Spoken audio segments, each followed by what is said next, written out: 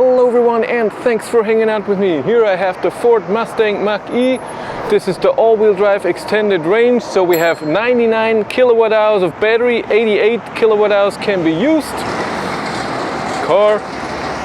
It can charge DC, peak 150 kilowatt, AC 11 kilowatt, has a WLTP range of 540 kilometers.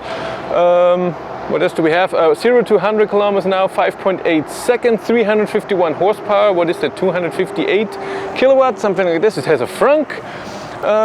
And finally I got this car. I asked Ford for a press car for 2 years. And either I didn't get an answer, reply, or at some point they said, no, you're too small. And then I got more subscribers, but they still said no. So I got this from a very nice dealer here in the area, Autohaus Unrecht. Check them out, buy your car there. They're so nice in giving me this car for a day. I will do 130 kilometers an hour range test now.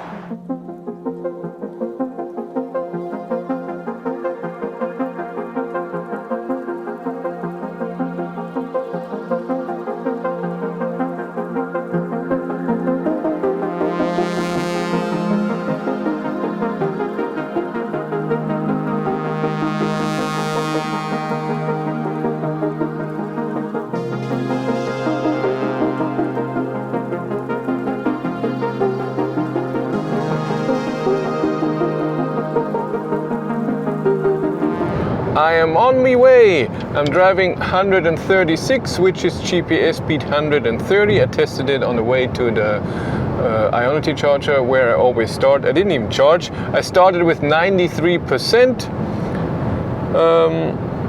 My data right now is high, but it's going down. As always, the first 8 kilometers are uphill, and you can see a lot of details about your driving. What takes the power, what does the acceleration do, deceleration and everything. So that's cool. I feel like that the screen is very low and very close to me. So I'm looking at it from upside down to the right. So it's very close for the size and low. So buttons down there. You can see and everything, it's not a problem, but it seems to be too close. I would like it differently, but it's still fine. I have to test the music and everything. It's busy as always. It's a Friday. From now on I have Friday off. I don't work on Friday anymore, so this is just perfect. I can do my tests here because it's easier to get a car from a dealership on a Friday than it is on a Saturday, because I bring the car back on the same day and it's close to home, so that's cool. So I am in whisper mode, and the climate is on 21 degrees auto 1. So I hope this was a setting that is comparable to Eco or something. I will go to 53% and turn around, hopefully arrive at around 10%, and then we do a charging test. And then on the way back to the dealer I will do a bit of a driving test and show you the car.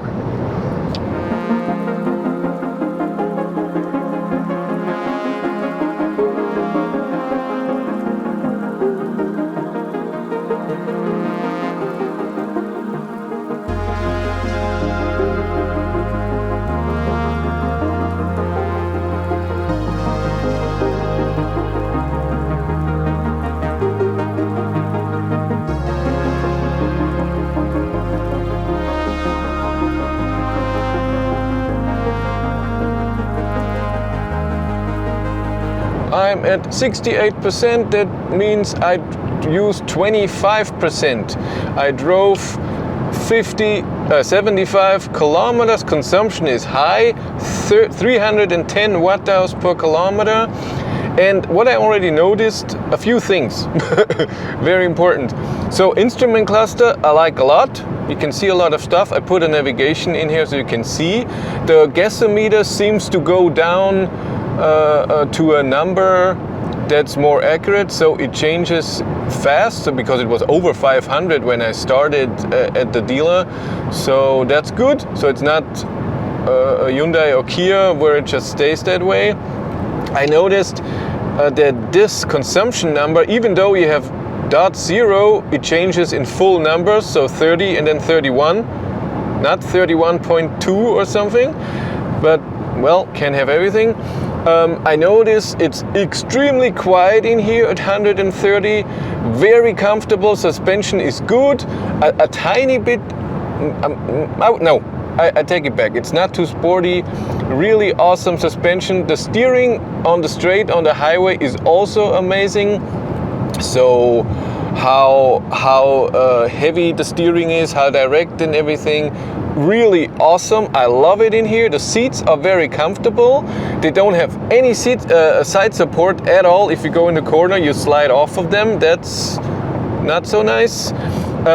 Also, what I noticed, which is not nice, even though I have the distance in lowest,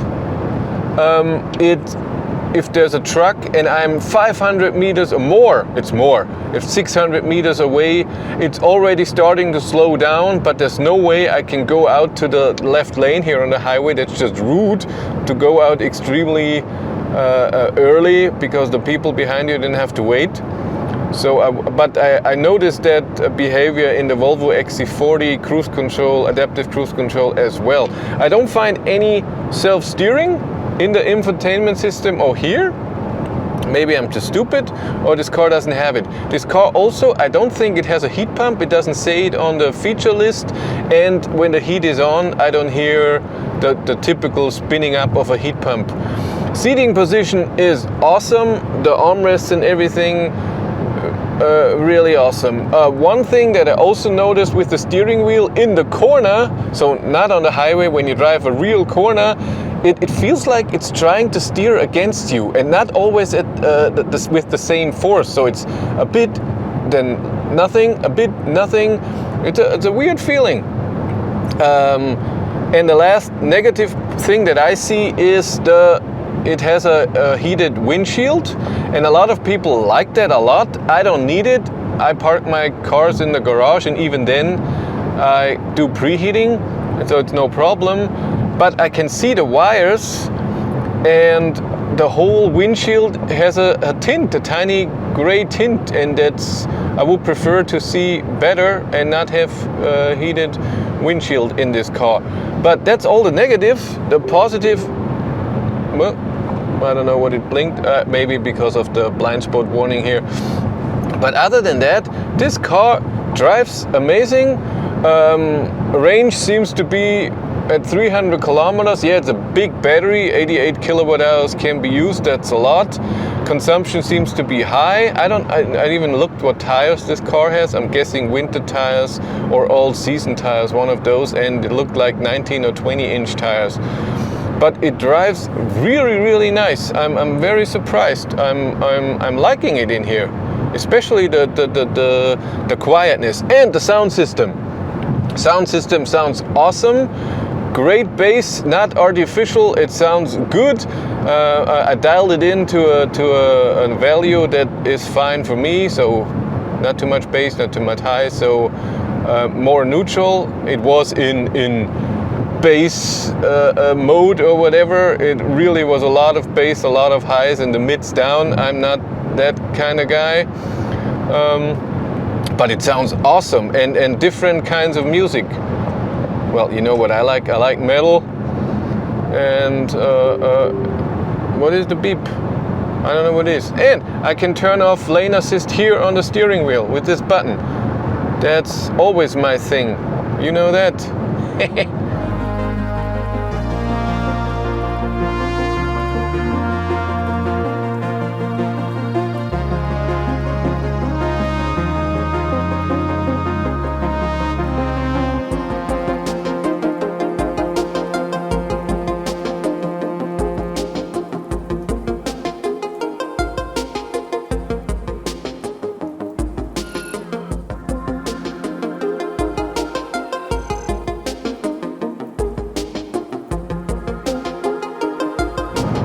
I'm at 43%. That means I have used 50%, and I drove 158 kilometers.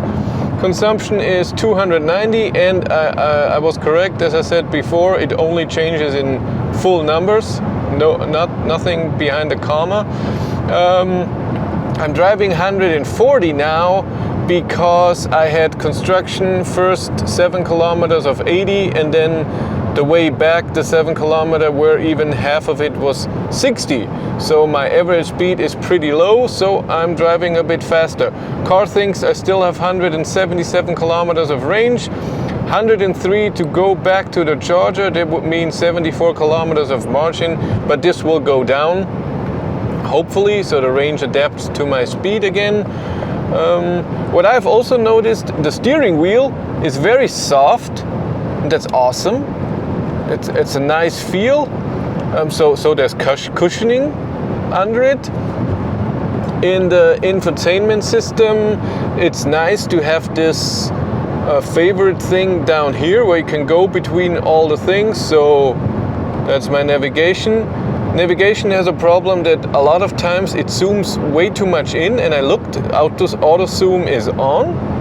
And then down here I can go to Android Auto. Android Auto just takes the space up here. Down there's nothing being used.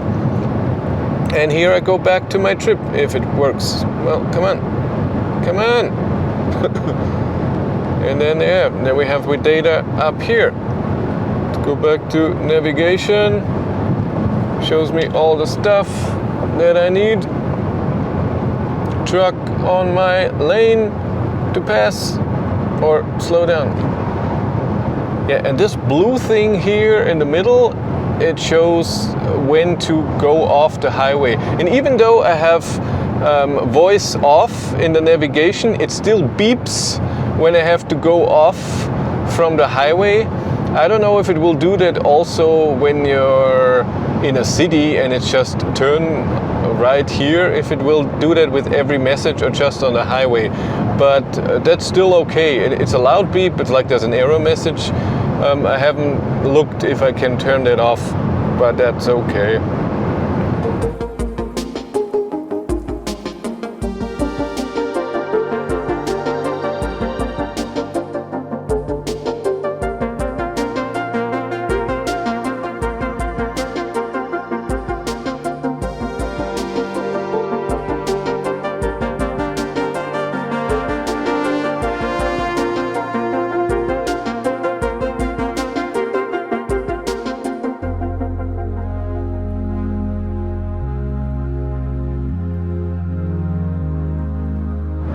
I've used 75%, drove 229 kilometers, consumption still 290, well, between 290 and 300, I guess. I have 64 kilometers of range at 18% and 33 to go, so I have only 31 kilometers of margin.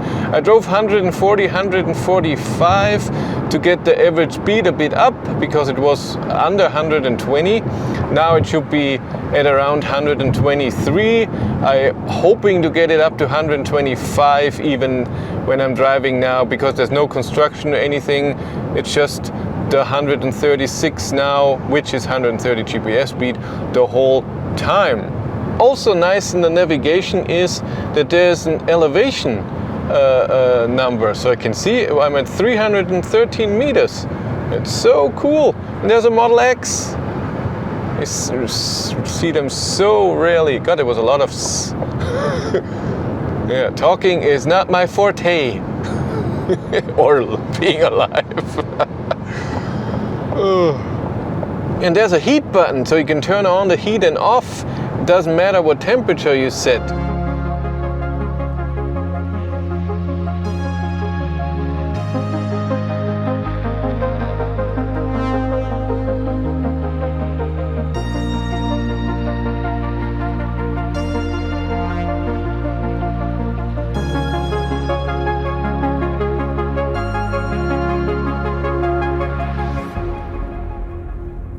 I arrived with 88%, 27 kilometers of range.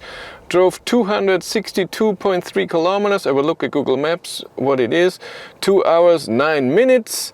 Average consumption 290 something.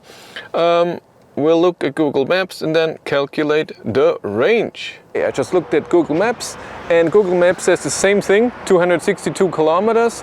So the whole range, I used 85% of the battery, started at 93, arrived with 8. That would mean 308 kilometers of range with an 88 kilowatt hour battery, usable. I will put all the data here, you know how it is.